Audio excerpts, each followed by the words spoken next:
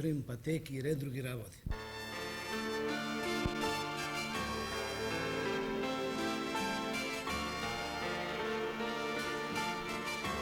Pionirskата фудбалска школа на прволигашот Вардар успешно работи веќе 4 години.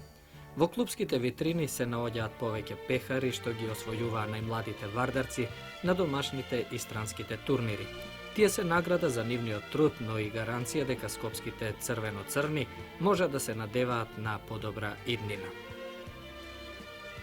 Една генерација млади вардарци веќе стапува на сцена, зад неа доаѓа втората, а третата е преокупирана со совладувањето на елементарната техника за еден ден и таа да истрча на големите стадиони. Така е од година во година, од ден на ден. На помошното игралиште на скопскиот прволигаш постојано се слуша детската врева. Основната интенција на клубот е играчкиот кадар да се црпи пред се од сопствените резерви. Тоа е неисправна политика и на ефтина инвестиција.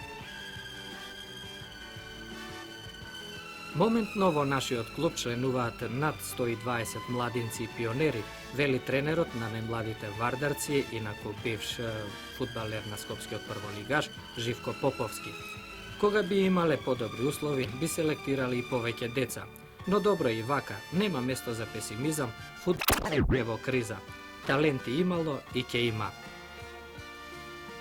Час по елементарна техника, тешко се учат фудбалските елементи, долг е патот до првиот тим.